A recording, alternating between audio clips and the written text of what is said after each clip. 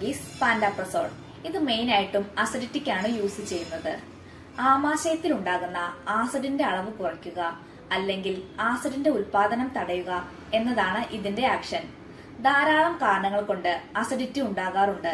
Stress, tension, ആഹാരം skip ചെയ്യുക, പുകവലി, മദ്യപാനം, എരിവുള്ള ഭക്ഷണം, അതുപോലെ തന്നെ മറ്റു മരുന്നുകളുടെ അമിതമായ ഉപയോഗം. ഇതിനായി കോമൺ ആയിട്ട് യൂസ് ചെയ്യുന്ന മെഡിസിനാണ് പാൻഡാപ്രസോൾ. പാൻഡോസിഡ്, പാൻഡോഡാക്ക്, പാൻ എന്നിവയാണ് ഇതിന്റെ കോമൺ ബ്രാൻഡ് നെയിം. ഇത് 20 mg 40 mg ടാബ്ലറ്റ് ആയിട്ടും ഇഞ്ചക്ഷൻ ആയിട്ടും അവൈലബിൾ ആണ്.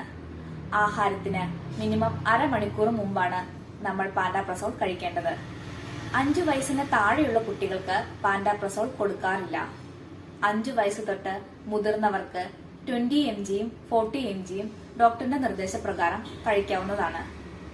ദീർഘനാൾ ഇത് കഴിച്ചാൽ ഓസ്റ്റിയോപോറോസിസ് ഉണ്ടാകും. ഇതുമൂലം എല്ലുകളുടെ ബലം കുറയും. വിറ്റാമിൻ B12 ഡെഫിഷ്യൻസി ഉണ്ടാകും. അതുകൊണ്ട് തന്നെ പാൻഡാപ്രസോൾ കഴിക്കുന്നതോടൊപ്പം വിറ്റാമിൻ B12 കഴിക്കുന്നത് നല്ലതായിരിക്കും. ഇത്രയുമാണ് പാൻഡാപ്രസോൾ ടാബ്ലറ്റിനെ പറ്റി നിങ്ങൾ അറിഞ്ഞിരിക്കേണ്ട കാര്യങ്ങൾ. ഈ വീഡിയോ ഇഷ്ടമായെങ്കിൽ ലൈക്ക് ചെയ്യുക, ചാനൽ സബ്സ്ക്രൈബ് ചെയ്യുക. Thank you.